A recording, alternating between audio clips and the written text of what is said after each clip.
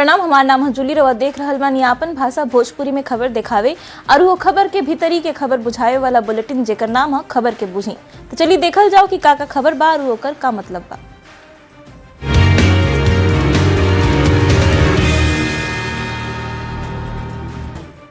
प्रधानमंत्री नरेंद्र मोदी नया प्रधानमंत्री कार्यालय मने पीएमओ सहित केंद्र सरकार के मंत्रालय खातिर बनल सेवा तीर्थ बिल्डिंग कॉम्प्लेक्स के अनावरण कैले। नया पीएम ऑफिस के यही कॉम्प्लेक्स में शिफ्ट कैल जाए।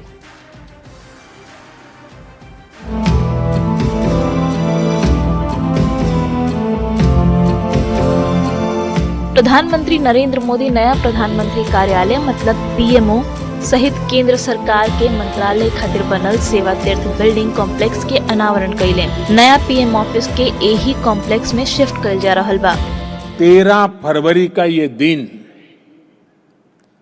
भारत की विकास यात्रा में एक नए आरंभ का साक्षी बन रहा है। साउथ ब्लॉक में मोदी कैबिनेट के आज आखिरी बैठक भइल।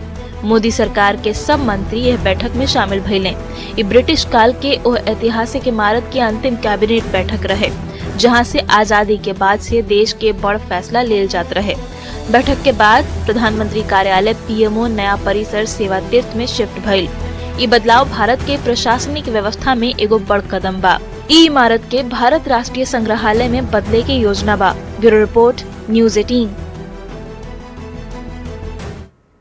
चलिए अब खबर के पूछल जाओ। तो खबर ही बा कि पीएमओ अब से सेवा तीर्थ के नाम से जानल जाए। सेवा तीर्थ के अर्थ का बा इहो जान ली। सेवा तीर्थ के अर्थ हटे सेवा के स्थान। पहले एकरा के एग्जीक्यूटिव एनक्लेव कहल जात रहे। 2 दिसंबर 2025 के सेवा तीर्थ नाम देल गई। नई दिल्ली के दारा शिकोह रोड पर ई सेवा तीर्थ स्थापित बाटे। करीब 2.26 लाख वर्ग फीट मतलब कि 5 एकड़ जमीन में इस सेवा तीर्थ पसरल बा।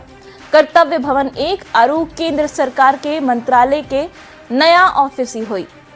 सेवा तीर्थ कॉम्प्लेक्स में 3 गो इमारत बा। सेवा तीर्थ 1, सेवा तीर्थ 2 और सेवा तीर्थ 3। सेवा तीर्थ कॉम्प्लेक्स में तीनों इमारत की अगर बात कर जाओ तो सेवा तीर्थ 1 में प्रधानमंत्री ऑफिस हुई। सेवा तीर्थ 2 में कैबिनेट सचिवालय हुई।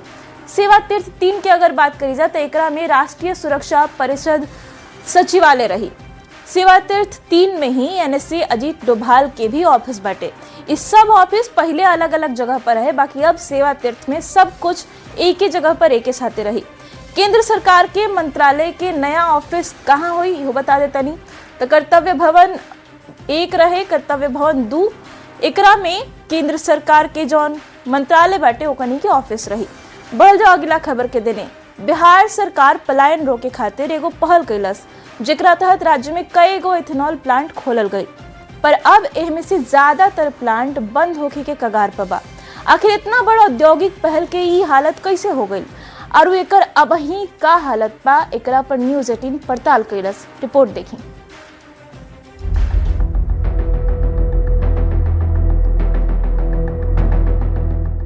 बिहार में डबल इंजन की सरकार बनला के बाद उद्योग धंधा में बड़ इन्वेस्टमेंट के रूप में 11 गो इथेनॉल फैक्ट्री खोलल गई। सीमांचल से लेकर मिथिलांचल के साथ ही दक्षिण बिहार में भी इथेनॉल फैक्ट्री खुलल, पर 2 से 3 साल के भीतर ही इथेनॉल फैक्ट्री अब बंद होके के कगार पर आ गई बा। ये मुद्दा बिहार विधानमंडल के बजट सत्र में भी गुंजल।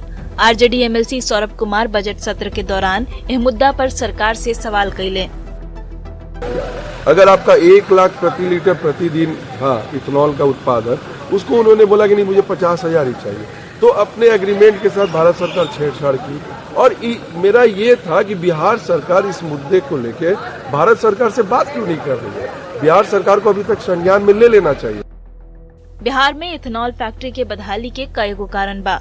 इथेनॉल के लेके सरकार आश्वासन दे रहल बा कि जल्द सरकार एकरा पर कौनो फैसला ली और सकारात्मक रास्ता निकली। बाकी अभी का स्थिति बा एकर पड़ताल न्यूज़ 18 कैलस। न्यूज़ 18 के पड़ताल में का सच्चाई सामने आयल एकरा के रउआ ग्राफिक्स के जरिए समझी। पटना से संवाददाता रवि एस नारायण के साथ ब्यूरो रिपोर्ट, न्यूज़ 18। चलिए अब खबर के बूझल जाओ। इथेनॉल इंडस्ट्री के ऐसन हाल आखिर काहे भइल, सबसे पहले बूझे वाला बात यह बा। तो देखिए कि केंद्र सरकार अपन नीति में बदलाव कर देले बा। इथेनॉल फैक्ट्री पर केंद्र के नया नीति के बहुते बुरा असर पड़त दिख रहल बा। पहले 100% इथेनॉल केंद्र सरकार कीन लेत रहे, बाकी अब खाली 50% इथेनॉल ही केंद्र के देने से कीनल जा रहल बा। केंद्र द्वारा सप्लाई ऑर्डर में भारी कटौती कइल गइल और एकरा चलते मक्का के दाम में भी अस्थिरता आयल। किसान भी एकरा से अब कहीं ना कहीं परेशान बने। एकरा साथ ही फंड के आवंटन कम हो रहल बा। इथेनॉल प्लांट घाटा में चल रहल बा, जेकर साफ असर अब देखे के मिल रहल बा। तब बिहार में इथेनॉल प्लांट के हाल खराब बा और एकरे पर न्यूज़ 18 सच्चाई जाने खातिर बिहार के कुछ इथेनॉल प्लांट के पड़ताल कैलस। कहाँ पड़ताल करनी जा हमनी के इहो बता देता नहीं। तो बेगूसराय, हाजीपुर और मुजफ्फरपुर के प्लांट में न्यूज़ 18 पड़ताल कैलस। न्यूज़ 18 के पड़ताल में बेगूसराय के इथेनॉल प्लांट के का हाल निकल के सामने आयल इहो जान ली। तो जब पता चलल कि पिछला महीना से इथेनॉल उत्पादन ठप बा। पहले 40 लाख लीटर हर महीना इथेनॉल उत्पादन होत रहे। पहले बेगूसराय प्लांट के तेल कंपनी पूरा उत्पादित इथेनॉल कीन लेत रही सन, बाकी अब खाली 60% उत्पादन ही खरीदल जाता। प्लांट के बंद करे के नौबत आ गइल बा। हालत इतना खराब हो गइल बा बेगूसराय में। प्लांट में उत्पादन कम होखे के असर किसान पर भी पड़ रहल बा। पहले जहां मक्का 26 से 27 रुपया किलो बिकात रहे, अब वो 20 से 21 रुपये खाली बिका रहल बा, जेकर सीधा नुकसान वो लोग के झेले के पड़ रहल बा। अब हाजीपुर के प्लांट के बात कल जाओ। पहले एजा हर महीना 25 से 26 लाख लीटर के उत्पादन इथेनॉल के होत रहे। अब ई घट के खाली 6 से 7 लाख लीटर रह गइल बा। प्लांट में करीब 250 से 300 मजदूर काम करत रहन। अब इनका लोग के रोजगार पर भी संकट मंडराए लागल बा। मुजफ्फरपुर के इथेनॉल प्लांट की अगर बात करी जाए तो एजो हमनी के टीम पड़ताल करे गई और पता चलल कि पहले 110 से 120 किलो लीटर इथेनॉल उत्पादन एजा होत रहे। 3 महीना लगातार प्रोडक्शन के काम एजा चलत रहे, बाकी अब खाली 45 दिन ही इथेनॉल प्रोडक्शन होखेला। अब में बूझे वाला बात इहो बटे कि मुजफ्फरपुर के इथेनॉल प्लांट में मैकेनिकल स्टाफ की अगर बात करी जाए तो पहले 40 से 45 गो मैकेनिकल स्टाफ रहन, जो घट के अब खाली 12 गो रह गइल बा। इलेक्ट्रीशियन की अगर बात करी जाए तो पहले 15 गो इलेक्ट्रीशियन रहन, अब खाली 7 गो इलेक्ट्रीशियन बाचल बाड़े। लेबर पहले एजा 300 से बेसी रहन, जे खाली 20 से 25 गो लेबर अब बाँच गइल बा। और बहुते बुरा हाल बाटे। एकरा पर सरकार नया रास्ता निकाले के कहीं ना कहीं भरोसा दे रहल बिया। देखे के बात बाटे कि कब तक ही सुधार होता। बढ़ल जो अगला खबर के देने बिहार में अपराधियन पर हो रहल कार्रवाई पर भी अब सियासत शुरू हो गई बा। मनेर से आरजेडी के विधायक भाई वीरेंद्र सरकार पर एक ही जाति के लोग के टारगेट करके कार्रवाई करे के आरोप लगैले, जेकरा पर एनडीए नेता पलटवार करके कहले कि ई लोग कबो जाति से ऊपर उठिए ना पाई।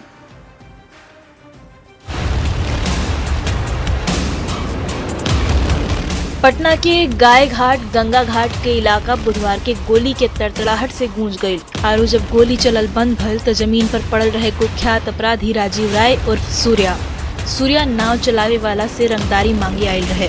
बाकी पुलिस के साथ एनकाउंटर के दौरान ओकर गोड़ में गोली लागल और सीधे एनएमसीएच के बेड पर पहुंच गई। पुलिस पर बार बार आरोप लागेला कि वो अपराधियन पर कार्रवाई ना करेले। बाकी जब कार्रवाई तेज भइल तो साथ ही तेज हो गई एगो नया तरीका के सियासत, वो बात जाति के सियासत। जाति के आधार पर यहाँ संरक्षण दिए जाते हैं। मनेर से आरजेडी के विधायक भाई वीरेंद्र सरकार पर एक ही जाति के लोग के टारगेट करके कार्रवाई करे के आरोप लगैले। हर जाति में अपराधी है तो केवल एक जाति के अपराधी को ही क्यों गोली मारी जा रही है, ये पूछना चाहते हैं सरकार से। भाई वीरेंद्र के आरोप पर एनडीए नेता तुरंत पलटवार कैले और कहले कि मुद्दा विहीन विपक्ष कुछ न कुछ आरोप तो लगेबे करी। जनता ने विधानसभा चुनाव में पूरी जमीन उनकी छीन ली, तो बौखलाहट में कुछ भी बोल रहे हैं।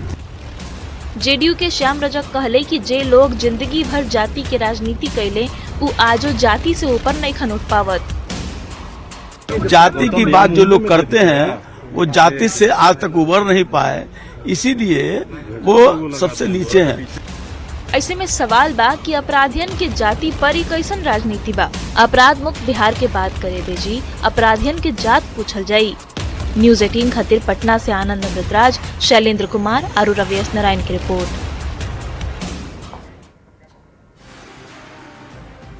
चलिए अब खबर के बूझल जाओ। बिहार में कानून व्यवस्था हमेशा से एगो बड़ मुद्दा रहल बा। कानून व्यवस्था के मुद्दा पर लालू परिवार के सत्ता तक चल गई। कानून व्यवस्था पर ही विपक्ष अब ही सरकार के घेर रहल बा। हाल के दिन में पुलिस लगातार हाफ एनकाउंटर कर रहल बिया। अपराधियन के खिलाफ पुलिस की ऑपरेशन लंगड़ा बिहार में लगातार जारी बा। अब अपराधियन पर कार्रवाई पर भी सियासत कहीं ना कहीं शुरू हो गई बा। आरजेडी विधायक भाई वीरेंद्र के आरोप बा कि एक ही जाति के अपराधी के टारगेट कइल जात बा। खाली एक जाति के अपराधी पर ही कार्रवाई ना होखे ऐसा मांग उठैले बड़न। भाई वीरेंद्र के आरोप पर उपेंद्र कुशवाहा के जवाब आयल। एनडीए सरकार में अपराधी के जाति ना देखल जाला यूं कहले। अपराधी कवनो जाति के होखे कार्रवाई जरूर होई, उपेंद्र कुशवाहा ऐसा बयान देले। और देखिए भाई वीरेंद्र के आरोप पर श्याम रजक के भी जवाब आयल। वो कहले कि जाति के राजनीति करे वाला जाति से ऊपर उठिए नहीं खन पावत। अब जबकि पुलिस के कार्रवाई पर जाति वाला सियासत हो रहल बा तो पुलिस एनकाउंटर वाला खबर के भी बूझल अब जरूरी बा।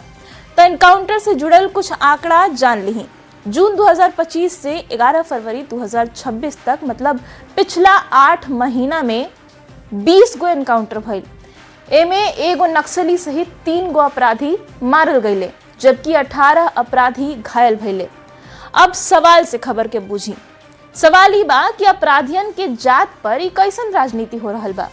अपराध होखे तो दिक्कत, अपराधी पर कार्रवाई होखे तबो का परेशानी बाटे। इहो सवाल कहीं ना कहीं अब उठ रहल बा। बढ़ जाओ अगला खबर के देने।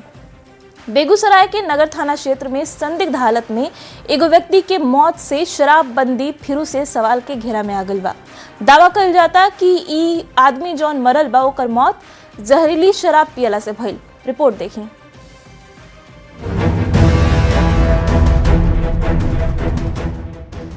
बिहार में शराबबंदी कानून पर फिर सवाल उठे लागल बा। स्ट्रेचर पर रउआ जवान 100 देख रहल बानी। दावा कइल जाता है कि शख्स के मौत जहरीली शराब पिए से भइल बा। बेगूसराय के नगर थाना क्षेत्र में एक बार फिर संदिग्ध हालत में एगो शख्स के मौत हो गई। परिजन दावा करता रहे कि मौत जहरीली शराब से भइल बा। जहरीली शराब से मौत की खबर के बाद पूरा इलाका में हड़कंप मचल बा। मृतक के नाम विजय कुमार सिंह है। परिजन लोग कहता कि विजय कुमार अत्यधिक शराब पियत रहलन और जहरीली शराब पिए से ही विजय काल के गाल में समा गए। विजय कुमार सिंह शराब पीते थे, उसके कारण इनका मौत हो गया। शराब पीने से मौत हो गई? शराब पीने से, बहुत ज्यादा पीते थे शराब, सुबह शाम रात पीते रहते थे। जैसे बिहार में शराबबंदी कानून भी लागू है, शराब में बिहार में शराब मिलता नहीं है। जहरीला शराब ये लोग कहीं कहीं मिल जाता है तो पी लेता है। जो पीने वाला आदमी है कहीं न कहीं लेके पी लेता है लोग, उसी में इसका बने ऐसा हो गया शराब से। पुलिस युवक के 100 के पोस्टमार्टम के लिए भेज दिली बिया। पुलिस के कहना बा कि पोस्टमार्टम रिपोर्ट के बाद कुछ खुलासा हो पाई। साथ ही पता लगावे की कोशिश कइल जाता कि आखिर जहरीली शराब कहां से आयल और एकरा पीछे के लोग शामिल रहे। बड़ा सवाल ही बाकी बिहार में पूर्ण शराबबंदी के बाद भी जहरीली शराब से जान कैसे जाता। न्यूज 18 खातिर बेगूसराय से संतोष कुमार की रिपोर्ट। चलिए अब खबर के बूझल जाओ। शराबबंदी में जहरीली शराब से मौत के आशंका के खबर बाटे। बिहार में बता दी कि पूर्ण शराबबंदी लागू बा। 2016 में ही शराबबंदी कानून बिहार में लागू हो गई रहे। महिला लोग के मांग पर ई शराबबंदी कानून बिहार में लागू भइल। शराबबंदी मुख्यमंत्री नीतीश कुमार के दिल के बहुते करीब रहल बा। शराबबंदी के सफल बनावे खातिर सरकार हर जतन कैलस। ड्रोन से लेके हेलीकॉप्टर तक से निगरानी करावल गई। थानेदार से लेकर के एसपी तक के भूमिका तय कइल गई। शराबबंदी में अवैध शराब के धंधा तबहू चल रहल बा और बराबर शराब के खेप बिहार में पकड़ात रहेला। ई धंधा आखिर कैसे चल रहल बा इहो बुझी। त आरोपी बाटे कि पुलिस के मिली भगत से शराब के अवैध धंधा बिहार में चल रहल बा। तस्कर खुद ही शराब बना के बेच रहल बाड़े। शराबबंदी में शराब से मौत के आशंका जौन खबर आयल बाटे आशंका वाला ओकरा के बुझी। पकड़ाइला के डर से चोरी छिपे शराब बिहार में लगातार बनावल जा रहल बा। चोरी छिपे जौन शराब बनेला उ कई बेर जहरीला होखेला। जहरीला शराब पियला से समय समय पर मौत के खबर बिहार के अलग अलग जिला से आवत रहेला। बिहार में जहरीली शराब से मौत कब कब भइल इहो बता देतनी। देखिए कि 2022 में छपरा में 70 से बेसी लोग के जहरीला शराब पियला से मौत हो गई रहे। एकरा अलावा अगर अक्टूबर 2024 की बात करी जाए तो सारण और सिवान में 33 गो मौत के खबर आई रहे। अब सवाल से खबर के बूझी, शराबबंदी में आखिर शराब आ कहां से रहल बा? पैसा खातिर जान से खिलवाड़ बार बार काहे कइल जाता? पुलिस काहे नहीं के बंद करवावत शराब? ई जो अवैध शराब के धंधा बाटे, ई सवाल लगातार न्यूज़ 18 पूछ रहल बा। बढ़ल जाओ अगला खबर के देने। नेता प्रतिपक्ष राहुल गांधी लोकसभा में बजट सत्र के दौरान लगातार एगो किताब दिखा के मोदी सरकार के घेरे में लागल रहन। जौन किताब वो दिखावत रहन उ पब्लिश नहीं के भइल। ऐसे स्पीकर कहले कि बिना छपले किताब के जिक्र लोकसभा में ना कल जाओ। बाकी राहुल गांधी जिद पर अड़ गईले। जौन पब्लिकेशन के किताब छापे के बाद उहो कह दिलस कि किताब अब ही छपाइले नहीं है। यहाँ तक कि किताब लिखे वाला जनरल नरवणे भी कहले पोस्ट करके कि किताब अभी नहीं छपाइल। तो राहुल गांधी कवना किताब के हवाले से आखिर बवाल कर रहल बड़े, रिपोर्ट देखी।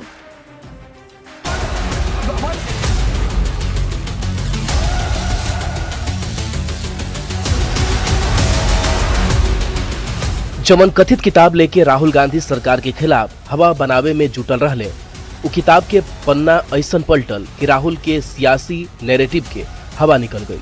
पेंगुइन पब्लिकेशन, जेकरा पास जनरल नरवणे के किताब प्रिंट करे के अधिकार बा, उ साफ कहता।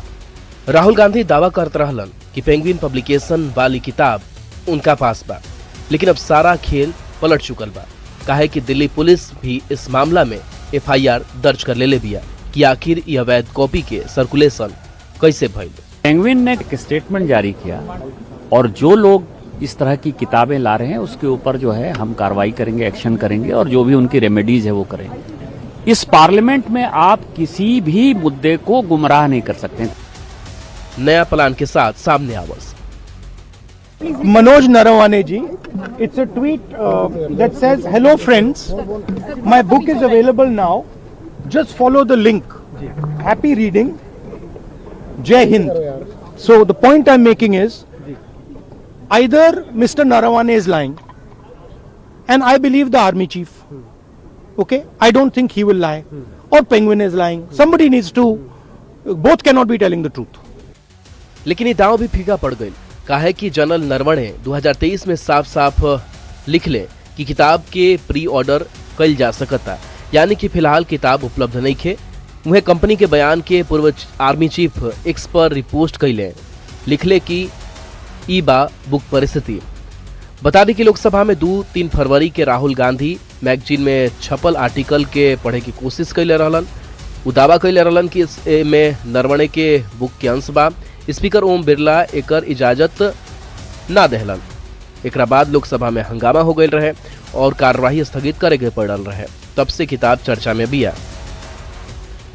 Bureau report, news 18। चलिए अब खबर के बूझल जाओ। छपे से पहले किताब पर तेज सियासत जौन बाटे ओकरा के बूझी। तो देखिए कि संसद के बजट सत्र चलत रहे, छपे से पहले सियासत तेज हो गई किताब पर। 2 से 3 फरवरी 2026 के लोकसभा में राहुल गांधी मैगजीन में छपल आर्टिकल पढ़े के कोशिश कैले। राहुल गांधी एकरा के पूर्व सेनाध्यक्ष नरवणे के किताब के अंश बतैले। स्पीकर ओम बिरला एकर इजाजत ना देले। लोकसभा में हंगामा भइल, कार्यवाही स्थगित करे के पड़ल। राजनाथ सिंह एकरा बाद कहले कि राहुल जौना किताब के बारे में बोल रहल बड़न उ किताब अब वहीं प्रकाशित नहीं भइल। अगर ये बात प्रकाशित भइल बा तो एकर बात करस, ना तो किताब के बात ना करस। अमित शाह कहले कि मैगजीन तो कुछ भी लिख सकत बा, नरवणे जी ऐसन नईखन कह सकत। ये दावा अमित शाह के देने से कइल गइल। स्पीकर ओम बिरला कहले कि जवन किताब अब वहीं छपाइले नहीं खे ओकर सदन में जिक्र करे के कौनो जरूरत नहीं खे, ओकरा के सदन में कोट मत करी। अब एकरा बाद भी ये किताब पर सियासत जारी बाटे। 4 फरवरी 2026 के कांग्रेस सांसद राहुल गांधी सदन परिसर में मीडिया कर्मी के अनपब्लिश्ड किताब दिखैले और एकरा बाद किताब पर पेंगुइन के बयान आयल। पेंगुइन कहलस कि किताब अब वहीं प्रकाशित नइखे भइल। किताब के प्रिंट चाहे डिजिटल कॉपी जारी नइखे भइल। किताब के जौन कॉपी सर्कुलेशन में बा उ अवैध हटे। किताब के अवैध प्रसार पर कानूनी एक्शन भी हुई। इहो बयान पेंगुइन पब्लिकेशन के देने से दिल गई। पब्लिकेशन के बयान के पूर्व सेनाध्यक्ष नरवणे भी रिपोस्ट कैले। बाकी एक बाद भी ई किताब पर सियासत लगातार जारी बा। और एक साथ खबर के बूझी में अब वही खतियतनी बाकी न्यूज़ 18 बिहार झारखंड पर खबर के सिलसिला लगातार जारी बा।